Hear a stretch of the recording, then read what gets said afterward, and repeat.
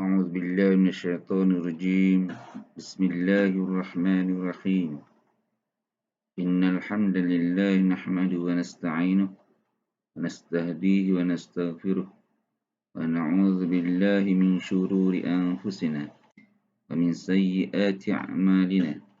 من يهدي الله فلا مضل له ومن يضلل فلا هادي له. أشهد أن لا إله إلا الله وحده لا شريك له وأشهد أن محمدا عبده ورسوله ونصلي ونسلم على حبيبنا المصطفى محمد صلى الله عليه وسلم وأزواجه وذرياته وأصحابه والتابعين والتابع التابعين لهم بإحسان إلى يوم الدين. Yang berusaha Tuan Guru Besar SK Kuang, Puan Siti Fatimah binti Mak Hassan, Barisan Pentadbir SK Kuang, Panitia Pendidikan Islam, guru-guru serta pelajar yang disayangi sekalian. Bersyukur kita kepada Allah Subhanahu Wa Taala kerana masih lagi Dia beri peluang dan ruang untuk kita menjalani madrasah Ramadan. Kita masih lagi berada dalam bulan Ramadan, dah masuk pertengahan bulan Ramadan. Pada 17 Ramadan, sebagaimana yang kita maklumi, berlaku peristiwa yang dikatakan nuzul Quran. Walaupun di sana dapat beberapa tarikh menjadi perbahasan di kalangan ulama, tapi salah satunya adalah 17 Ramadan yang diambil bersempena turunnya Al-Quran pada Nabi Muhammad sallallahu alaihi wasallam, iaitu mukjizat yang berkekalan hingga ke akhir zaman. Inna nahnu nazzalna dzikra wa inna lahu lahafizun. Firman Allah Subhanahu Wa Taala nyatakan bahawa sungguh kami menurunkan peringatan, yakni menurunkan Al-Quran, dan kami jugalah yang akan memelihara Al-Quran hingga hari kiamat. Jadi Al-Quran sinonim dengan bulan Ramadan. Kerana kita sentiasa membaca, bertadarus untuk menghidupkan bulan Ramadan dengan Al-Quran. Kerana Al-Quran dijelaskan Nabi bertadarus dengan Jibril AS pada bulan Ramadan. Al-Quran juga diturunkan pada bulan Ramadan, sebagaimana firman Allah SWT, Syahrul Ramadan alladhi unzila fihi al-Quran hudan linnas wa bayyinatin minal huda wal furqan. Bulan Ramadan diturunkan padanya Al-Quran yang memberi tunjuk kepada manusia dan memberi keterangan daripada petunjuk tersebut, dan juga menjadi pemisah antara kebatilan dan kebenaran. Jadi bersempena kita menyambut nuzul Al-Quran, mari sama-sama kita melihat peristiwa atau sejarah yang berlaku tentang penurunan Al-Quran. Sesungguhnya Al-Quran ada 3 peringkat penurunannya kepada untuk umat manusia ini. Yang pertama, Al-Quran ini diturunkan daripada Lauh Mahfuz ke Bil Izzah dengan firman Allah Subhanahu Wa Taala, Inna anzalnahu fi lailatin mubarakah Inna kunna munzirin. Sesungguhnya kami yang menurunkannya, yakni Al-Quran pada malam yang penuh keberkatan, dan sesungguhnya kamilah yang memberi peringatan. Iaitu Al-Quran diturunkan pada satu malam pada bulan Ramadan, dan ada ulama mengatakan malam tersebut adalah malam Lailatul Qadar. Jadi di sini kita melihat bahawa Lailatul Qadar juga adalah satu tanda Al-Quran ini diturunkan, iaitu daripada Lauh Mahfuz ke Bait Izzah, iaitu langit dunia. Dan peringkat kedua, Al-Quran ini diturunkan daripada Bait Izzah kepada Nabi Muhammad sallallahu alaihi wasallam. Ini Al-Quran, inna anzalna fi lailatul qadr. Sesungguhnya Al-Quran diturunkan pada malam Lailatul Qadar.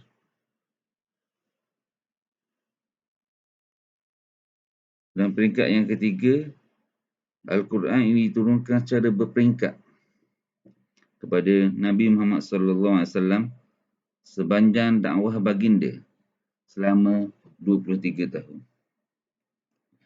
Al-Quran diturunkan berdasarkan peristiwa-peristiwa yang berlaku untuk mendapatkan hukum syariat ataupun peringatan daripada Allah SWT yang disampaikan melalui Jibril dan diberikan kepada Nabi Muhammad SAW. Kenapa Al-Quran diturunkan secara berperingkat? Kenapa Al-Quran diturunkan secara beransur-ansur? Yang pertama, ia adalah kerana untuk menetapkan hati Nabi Muhammad SAW dan melapangkan dada baginda.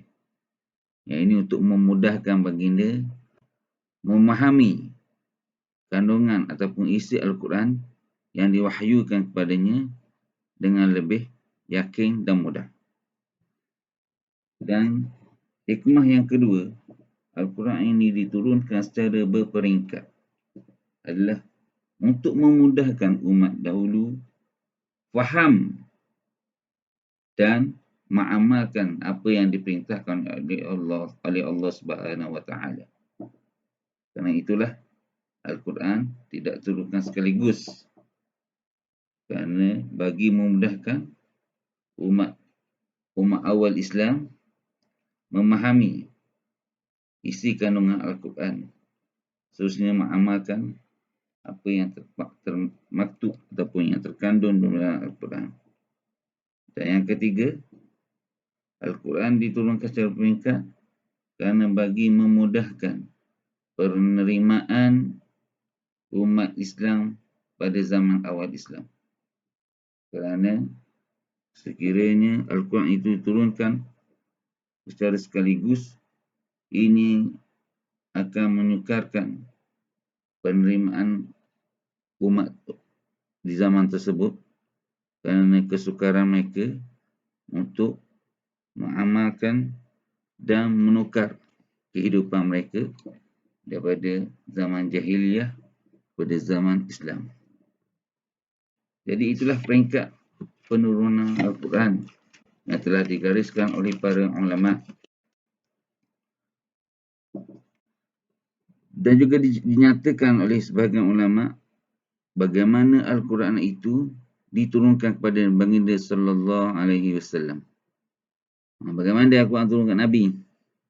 Ulama telah menggariskan ada beberapa keadaan wahyu ataupun Al-Quran ini diturunkan kepada baginda.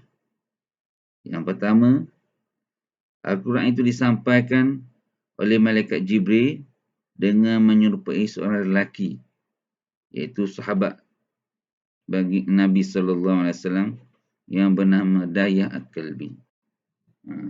Biasanya malaikat Jibril kalau turun ke bumi untuk memberi wahyu kepada Nabi Muhammad SAW, dia akan menyerupa dengan wajah ataupun keadaan fizikal tubuh badan sahabat, iaitu Dahiyah Al-Kalbi.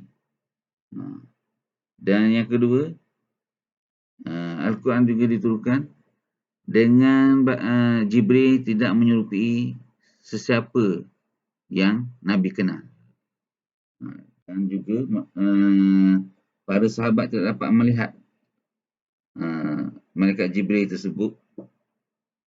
Cuma hanya mereka mendengar seperti bunyi lebah yang berterbangan ataupun bunyi delingan loceng. Masa-masa Al-Quran ataupun wahyu diberikan kepada Nabi sallallahu alaihi wasallam. Selepas itu baru Nabi beritahu malaikat telah berjumpa dengan baginda menyampaikan wahyu. Dan yang ketiga, Al-Quran ini diturunkan dalam keadaan Nabi sedar. Jadi dengan ini Al-Quran tidak diturunkan sebagai dalam keadaan tidur, iaitu menjadi mimpi ataupun diberikan ilham kepada baginda. Al-Quran disampaikan terus melalui perantaraan Jibril kepada Nabi Muhammad SAW. Jadi bersempena dengan peristiwa nuzul Al-Quran yang kita bercuti pada hari Selasa lepas, ini menunjukkan bahawa kita mengagungkan Al-Quran. Kerana apa? Kerana Al-Quran adalah sumber kedua Islam, dalam agama Islam, dalam syariat Islam, selepas sebagaimana sabda Nabi sallallahu alaihi wasallam, taraktu fiikum amrayn lam tadillu ba'di ma in tamassaktum bihima kitaballahi wa sunnati. Aku telah tinggalkan dua perkara yang mana sekiranya kamu berpegang dengan kedua perkara ini, kamu tidak akan sesat selama-lamanya, iaitu Al-Quran dan sunnah perjalanan Nabi sallallahu alaihi wasallam. Jadi menunjukkan kepada kita Al-Quran menjadi pegangan ataupun panduan untuk kehidupan manusia ini, untuk menjadi orang yang benar-benar beriman, bertakwa dan seterusnya, dijamin syurga oleh Allah Subhanahu Wa Taala. Jadi kita bersempena bulan Ramadan, hidupkanlah bulan Ramadan ini dengan banyakkan membaca Al-Quran. Seboleh-bolehnya kita meneruskan amalan tadarus Al-Quran. Kerana apa? Kerana sunnah amalan tadarus ini dilakukan sebagaimana yang berlaku kepada Nabi Muhammad SAW. Baginda bertadarus dengan malaikat Jibril di setiap malam. Maknanya Nabi baca, malaikat Jibril dengar, dan malaikat Jibril baca dan Nabi mendengar. Itulah makna tadarus. Seorang baca, seorang dengar. Bukan baca seorang-seorang. Dan yang lebih afdal lagi, di samping kita membaca Al-Quran, kita bertadabbur makna ayat-ayat yang telah dibacakan. Kerana Al-Quran ini mempunyai satu hikmah, ilmu daripada Allah SWT yang tidak terhingga, yang menceritakan pelbagai peristiwa, sama ada yang telah berlaku, sedang berlaku dan akan berlaku. Dan semua ilmu yang ada yang kita terima di atas muka bumi ini bersumberkan Al-Quran, sekiranya kita mengkaji dengan sebaik-baiknya.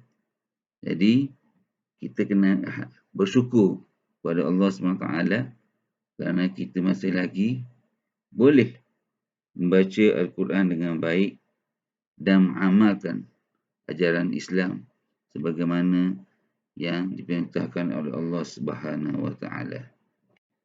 Jadi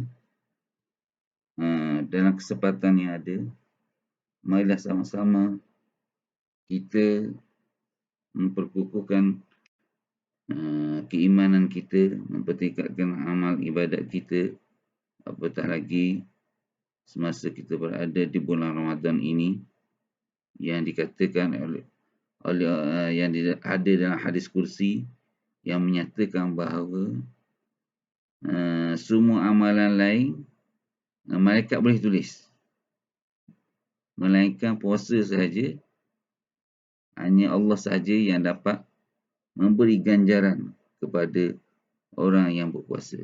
Itu kelebihan bulan puasa. Amal ibadat kita dilipat gandakan sehingga malaikat tidak tahu untuk menulis banyak amalan tersebut.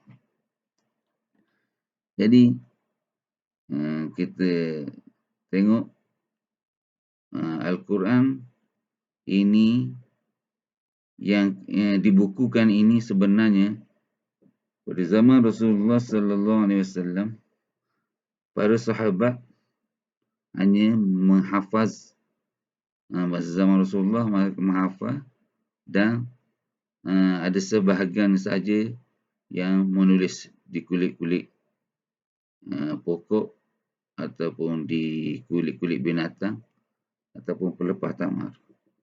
Kerana perkara penulisan Al-Quran tidak dianjurkan pada zaman Rasulullah sallallahu alaihi wasallam. Sehinggalah berlaku pada zaman Sayyidina Abu Bakar radhiyallahu anhu, apabila berlakunya peristiwa Ar-Riddah, bila murtad, peperangan menentang orang murtad. Lalu Sayyidina Umar memberi pendapat kepada Abu Bakar, menyuruh Abu Bakar supaya Al-Quran ini dikumpulkan. Yang ditulis oleh ramai di kalangan sahabat dikumpulkan. Kerana apa? Kerana ramai di kalangan penghafaz Al-Quran, bahasa peperangan Ahlul Riddah, peperangan menentang orang murtad. Kerana peperangan tersebut berlaku, kalau semua nak tahu, kerana pengikut seorang pemimpin ketua yang dikenali Musailamatul Kadzdzab yang mengingkari perintah suruhan Allah SWT. Salah satu daripada suruhan Allah itu tidak mewajibkan zakat. Jadi apabila diketahui oleh Abu Bakar, lalu Abu Bakar memerintahkan supaya tentera ataupun pasukan tentera Islam memerangi mereka. Inilah ketegasan yang diberikan oleh Allah kepada Sayyidina Abu Bakar. Walaupun di kalangan sahabat lain tak dapat memberi putusan untuk mengambil tindakan tersebut. Kerana kita tahu mereka adalah orang Islam, tapi mereka hanya menolak salah satu rukun ataupun hukum Islam, iaitu zakat, kewajipan zakat. Jadi di sini kita lihat, sekiranya hukum Islam itu diabaikan ataupun dipermudahkan, kita haruslah menentang dengan sekeras-kerasnya. Kerana bagi mengelak berlaku fitnah ataupun orang mengambil kesempatan dalam meremehkan hukum Islam. Jadi berbalik kepada tadi, apabila berlakunya peperangan Ahli Riddah, ramai di kalangan penghafaz Al-Quran telah gugur syahid. Lalu Sayyidina Umar memberi pendapat kepada Abu Bakar untuk dikumpulkan tulisan-tulisan Al-Quran dan juga penghafaz Al-Quran. Pada awalnya Sayyidina Umar ini membantah. Kerana apa? Kerana pengumpulan tulisan Al-Quran ini tidak diamalkan pada zaman Rasulullah SAW. Tetapi setelah diberi penjelasan dan penerangan oleh Sayyidina Umar, lalu Sayyidina Abu Bakar menerima pendapat tersebut bagi menjamin dakwah Islam dan penerimaan Islam oleh umat pada masa tersebut. Sehinggalah Al-Quran ini dikumpulkan pada zaman Abu Bakar dan disambung pada zaman Sayyidina Umar Al-Khattab, dan pada zaman Sayyidina Uthman, baginda mempermudahkan lagi penulisan Al-Quran. Dahulunya Al-Quran ditulis tanpa baris dan titik. Jadi pada zaman Sayyidina Uthman dipermudahkan dengan ada baris dan titik sebagaimana rasam Uthmani yang kita amalkan sekarang. Jadi itulah sejarah penulisan Al-Quran sehinggalah sekarang. Sebenarnya mukjizat Al-Quran ini, mukjizat Nabi Muhammad SAW dengan adanya Al-Quran ini berkekalan bukan pada buku ataupun pada kertas.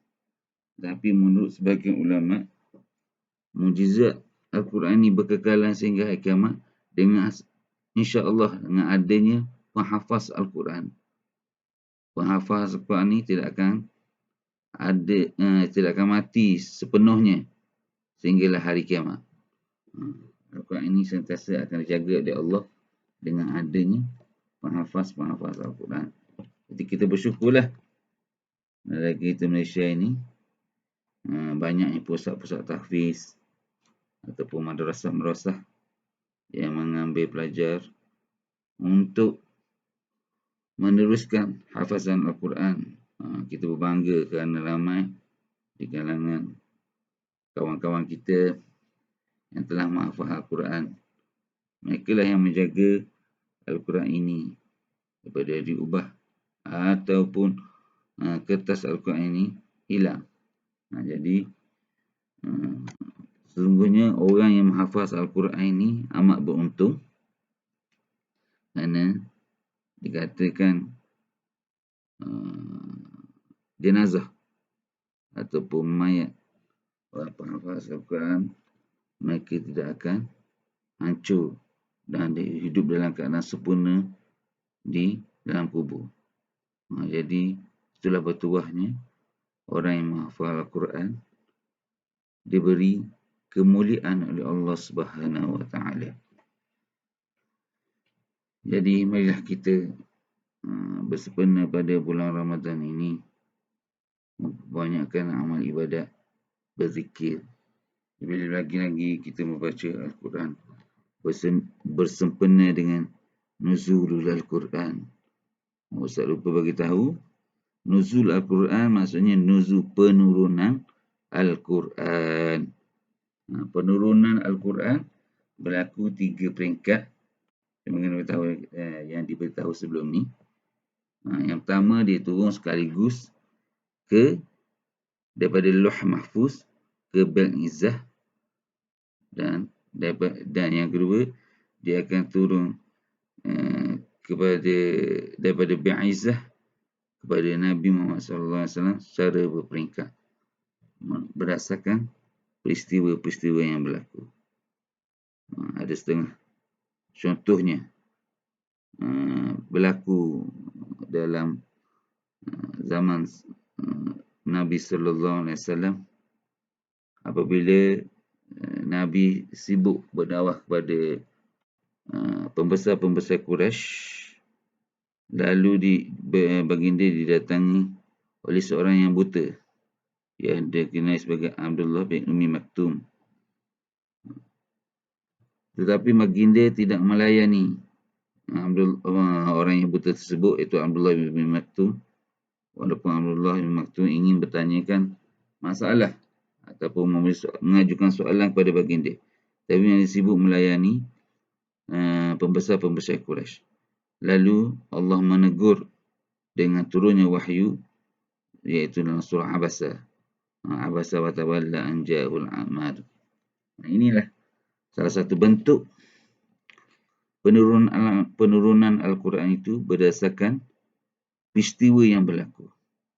Ini bagi menegur Nabi ataupun memudahkan penerimaan masyarakat pada zaman awal Islam bagi mengamalkan Islam dengan sempurna. Jadi marilah sama-sama kita menjadi orang yang sentiasa menyayangi Al-Quran, menjadi pendamping Al-Quran dan tidak bosan untuk membaca Al-Quran. Kerana Al-Quran ini memberi syafaat kita pada yaumul qiyamah, pada hari kiamat. Siapa yang baca Quran, dia boleh syafaat pada akhirat nanti. Kerana Al-Quran ini menjadi saksi kata orang yang membacanya. Sebagaimana sabda Nabi SAW, setiap yang pembaca Al-Quran, mereka diberi ganjaran setiap huruf dengan 10 kali ganda. Contohnya alif, lam, mim. Alif 1, lam 1, mim 1. Jadi 3. 3 kali 10, 30. Dan ada oleh kalangan ulama menyatakan bahawa sebenarnya alif tu rangkuman tiga huruf. Alif, lam, fa kan alif. Mim, ya, mim. Nun, alif, lam, mim. Lam, alif, mim. Mim, ya, mim. Jadi 3. Jadi 30 darab 3. Bermaksud dapat 90 daripada alif, lam, mim. Itulah ganjaran ataupun faedah bagi orang yang membaca Al-Quran. Dan dikatakan sekiranya orang yang membaca Al-Quran walaupun dia sukar menyebut, rasa berat lidah, dia mendapat ganjaran 2. Ajran falahu ajran. Dapat 2 ganjaran pahala. Pahala nak belajar 1 dan pahala membaca 1. Jadi janganlah kita apabila terasa seberat ataupun sukar untuk membaca Al-Quran, terus kita abaikan Al-Quran. Kita simpan Al-Quran kat rumah. Jadi barang hiasan ataupun letak tempat yang dalam almari dan sebagainya. Jadi Al-Quran bukanlah untuk disimpan, tapi Al-Quran untuk dibaca. Jadi bersempena dengan majlis nuzul Quran ini, saya sekali lagi memohon kepada anak-anak pelajar supaya berusaha, kepada yang masih belum dapat baca Al-Quran dengan baik, berusaha untuk dapat baca Al-Quran. Seboleh-bolehnya kita membaca dengan makhraj tajwid yang betul. Jangan sampai bila kita dah tua ataupun dah dewasa masih lagi baca Al-Quran dengan bacaan yang tak betul. Memalukanlah.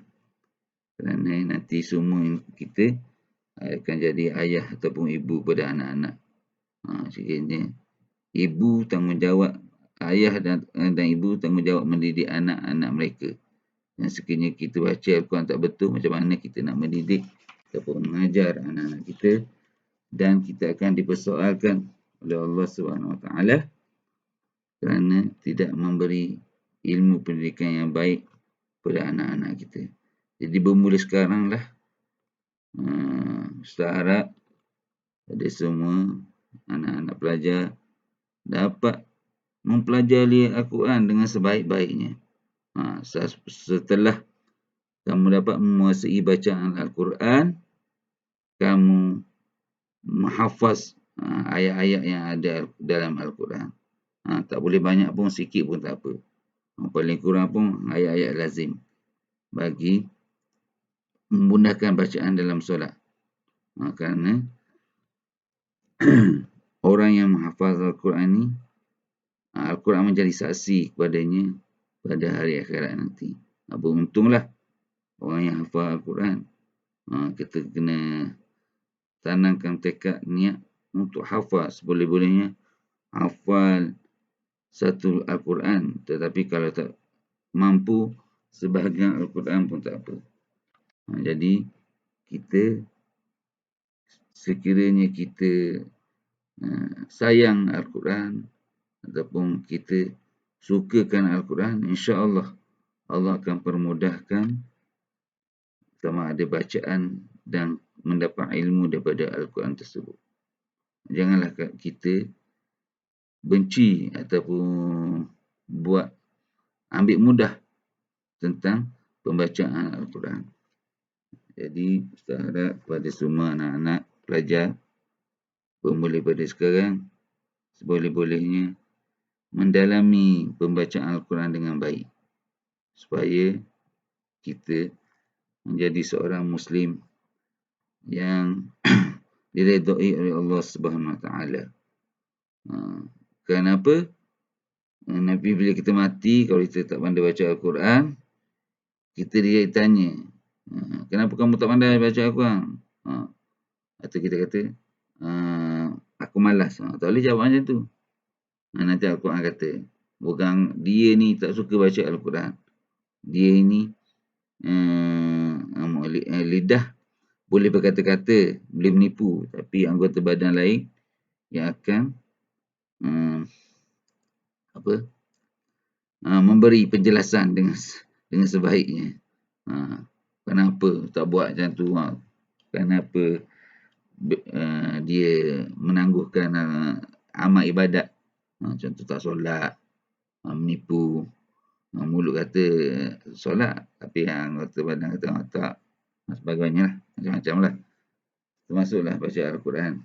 Jadi, sama-samalah kita ubah sikap kita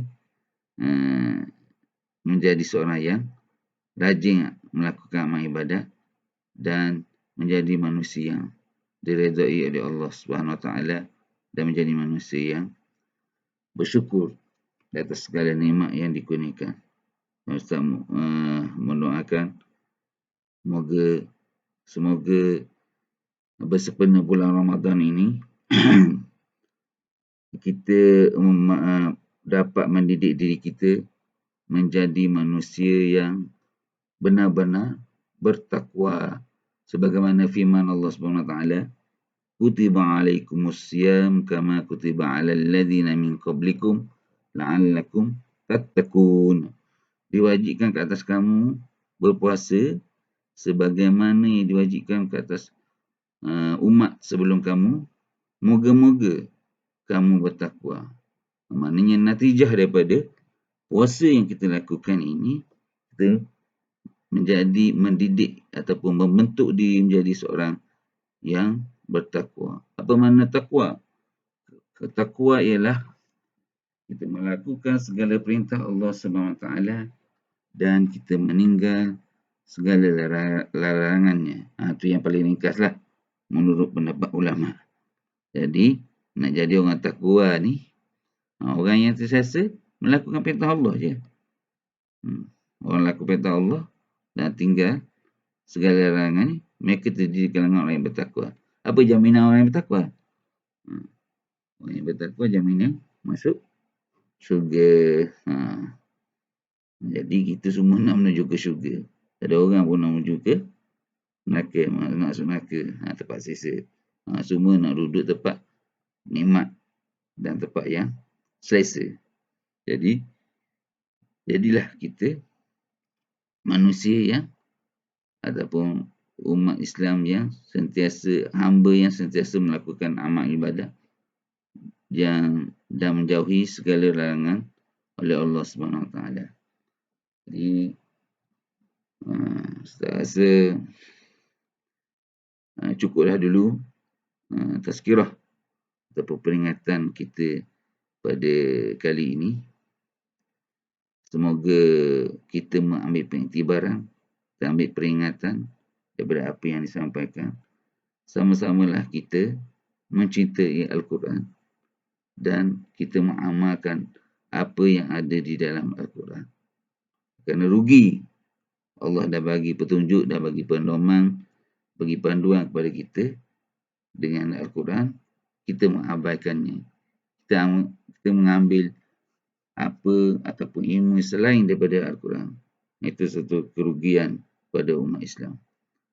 Jangan sampai orang bukan Islam pula mengambil ilmu yang ada dalam Al-Quran untuk kemajuan diri mereka. Sebenarnya banyak ilmu yang terdapat dalam Al-Quran telah diambil oleh orang-orang bukan Islam. Mereka mendakwa bahawa ilmu itu datang daripada kajian mereka. Sebenarnya tidak. Mereka mengambil berdasarkan maklumat ataupun ilmu yang terdapat dalam Al-Quran. Sebagai contoh, kalau kamu tengok surah Al-Fil.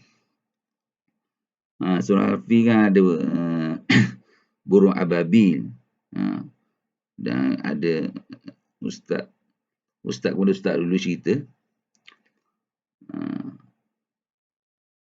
Orang-orang negara maju, negara yang awam mencipta jet pejuang ataupun jet perang, mereka mengambil ilmu ataupun rahsia ini daripada berdasarkan cerita yang terdapat dalam surah Al-Fil. Bagaimana burung ababil itu menyerang tentera bergajah dengan membawa 2 batu daripada neraka itu dan melepaskan kepada Abrahah dan segala tentera dan semua bala tenteranya.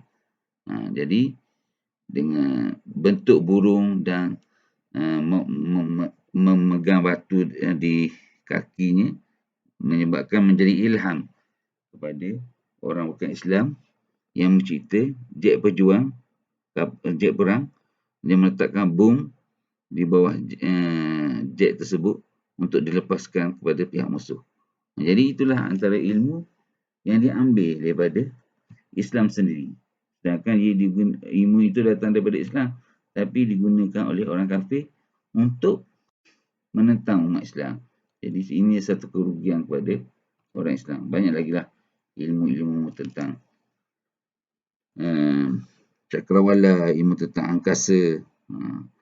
Semua telah diterangkan dalam Al-Quran. Pergerakan planet-planet mengikut orbit ataupun perjalanannya. Al-Quran kata setiap bintang-bintang itu beredar berdasarkan jalan ataupun tepat laluan mereka.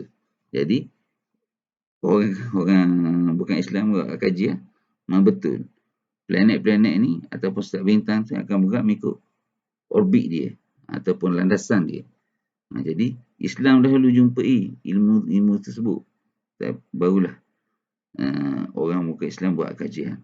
Banyak lagi ilmu-ilmu sama ada sains, ilmu teknologi, apatah lagi ilmu tentang apa yang tersembunyi yang alam ini banyak diceritakan dalam Al-Quran. Jadi kita bersyukur kepada Allah SWT kerana kita masih lagi diberi nikmat Islam dan iman untuk meneruskan kehidupan kita dan sama-samalah kita mendalami apa yang ada dalam Al-Quran tersebut. Jadi apa yang baik datang daripada Allah SWT, yang kurang ataupun yang lemah itu datang dari saya. Saya mohon maaf sekiranya sepanjang tazkirah ataupun peringatan ataupun perkongsian ilmu ini agak sedikit kurang lancar. Apa yang penting kita mendapat pengiktibaran daripada apa yang disampaikan. Jadi aqulu qawli hadza wa astaghfirullahal azim lakum. Assalamualaikum warahmatullahi wabarakatuh.